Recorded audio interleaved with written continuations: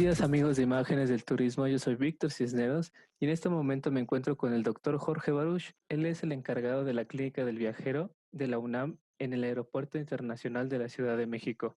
Doctor, de nuevo, muchas gracias por su tiempo. Muchas gracias a ustedes y saludos al auditorio. Pues doctor, queríamos platicar en esta ocasión con usted sobre cuántos tipos de pruebas para detectar el coronavirus existen. Bueno, mira, a grandes rasgos existen tres tipos de pruebas para detectar el SARS-CoV-2 y o que hubo presencia de este virus y que se generaron anticuerpos. Las podemos definir de acuerdo a el tipo de prueba que se va a llevar a cabo en qué momento de la infección, ¿no? En este sentido, tenemos aquellos test de diagnóstico que se dirigen hacia la presencia o no del virus SARS-CoV-2 que provoca la enfermedad COVID-19. Y en este sentido, la prueba más importante que tenemos es aquella que detecta el material genético del virus, como la conocemos comúnmente como PCR, que es la que se lleva a cabo en todo el mundo para confirmar o descartar la presencia de SARS-CoV-2 y que es la que hemos estado usando para reportar todas las estadísticas epidemiológicas a nivel mundial. Entonces, esta prueba se lleva a cabo tomando en el paciente con signos y síntomas una muestra en la garganta o a través de la nariz y entonces después se procesa en un laboratorio y tarda alrededor de 6 horas esta técnica en procesarse para obtener el resultado positivo o negativo. Ahora, ¿qué significa esta prueba? Bueno, solamente que existió o existe la presencia o no de este virus. ¿Y por qué es importante recalcar esto?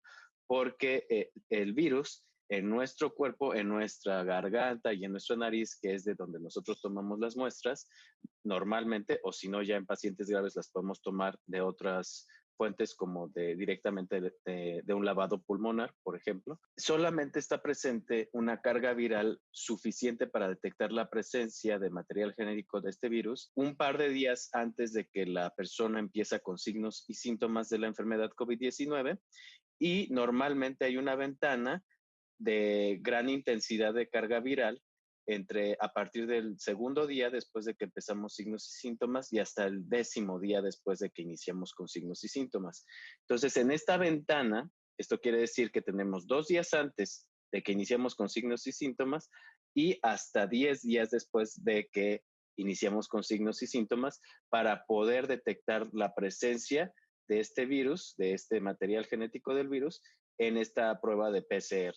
Ahora, están después las pruebas que detectan los anticuerpos que se generaron contra este virus.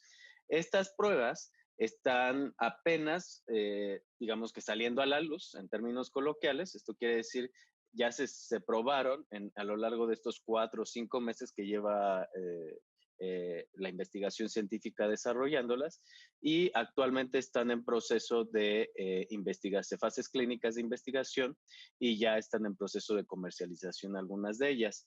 Entonces, este tipo de pruebas lo que detecta es como en otras tantas que conocemos, la presencia o no de anticuerpos a través de la sangre. Aquí tenemos dos anticuerpos que se pueden desarrollar, dos tipos de anticuerpos, que son proteínas, las IgG y las IgM.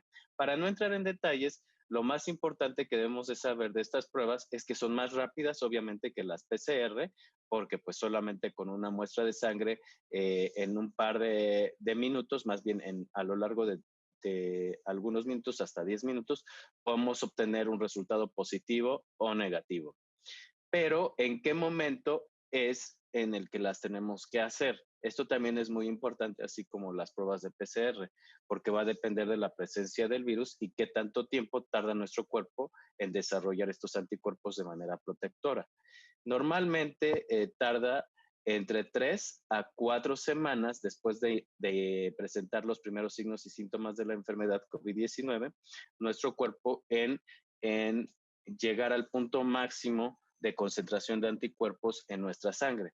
Entonces, estas pruebas solamente se deberán de aplicar entre la tercera y cuarta semana y la cuarta o a partir de la tercera a cuarta semana después de haber iniciado o tenido signos y síntomas de enfermedad. y con un mínimo de tiempo de 2 semanas después de haber dejado de tener los últimos signos y síntomas de la enfermedad. Son 12 pruebas diferentes las que están en el mercado en este momento. En aplicación, en posibilidad de aplicarse masivamente, hay otras más, pero no se pueden aplicar masivamente, solamente hay 12 que sí se pueden aplicar masivamente. Ahora, actualmente la COFEPRIS solamente tiene autorizadas 3, que son las de Abbott, que es la de mayor confiabilidad, y 2 provenientes de Beijing y de Wuhan, la otra. En estas se incluye el test de saliva. Bueno, no, todavía no tenemos suficiente capacidad o evidencia científica para poder sugerir o recomendar este test de saliva. Entonces, no están incluidas. Hay otra prueba que está desarrollándose, sobre todo para detectar la presencia de antígenos, pero hasta el momento todavía la sensibilidad es muy baja, es del 80%, o sea, puede haber un 20% de probabilidad de que no sea detectado adecuadamente. Entonces, ¿cuáles serían las pruebas que se estarían aplicando masivamente en los aeropuertos, por ejemplo, para darle seguridad a los pasajeros? Bueno, hasta el momento todavía no se tiene una evidencia contundente para nosotros poder recomendar alguna prueba que se aplique masivamente en viajeros internacionales. Todavía recordemos que apenas están comenzando a salir a la luz estas pruebas rápidas a base de gotas de sangre, o de muestras de sangre, que son digamos que las candidatas para poder ser aplicadas en un aeropuerto o en una clínica del viajero para emitir un certificado de inmunidad. Estas serían las pruebas que se estarían empleando para los viajeros internacionales. Ahora, aquí sí me gustaría mencionar un gran problema que tenemos y que ha detectado tanto la Organización Mundial de la Salud como algunas otras instancias de viajes. El gran problema de nosotros poder eh, ligar o vincular pruebas serológicas o cualquier tipo de prueba médica para condicionar o liberar ciertos derechos humanos o derechos civiles, como es la migración, los viajes, el libre desplazamiento de uno, pues representa grandes dilemas y problemas éticos y también científicos en el sentido pues, de estar regulando este tipo de restricciones de derechos. La otra es que contar con una inmunidad protectora no nos garantiza hasta este momento que nos podamos a reinfectar y volver a enfermar y poder contagiar.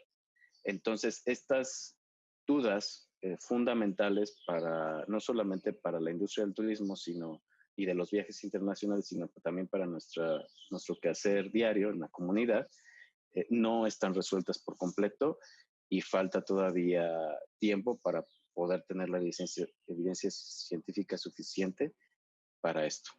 Sobre el pasaporte inmunitario que comenta, platíquenos por favor en qué consiste y cómo es que se podría o cómo se va a obtener para poder viajar otra vez después de la epidemia. Bueno, este pasaporte inmunológico podría servir para liberar algunas restricciones de viaje. Consiste en una identificación, digamos que en un documento digital, de tipo digital, que se agregaría a la ficha de identificación del viajero. En estos momentos, toda la industria de los viajes internacionales, sobre todo los organismos internacionales, están tratando de resolver la forma en la que existe el menor contacto posible para verificar la identidad de los viajeros internacionales. De tal manera que también estos documentos, como el pasaporte inmunológico, se expedirían por personal médico certificado que agregaría a su, digamos, documento de identidad general a un viajero este tipo de certificado de inmunidad.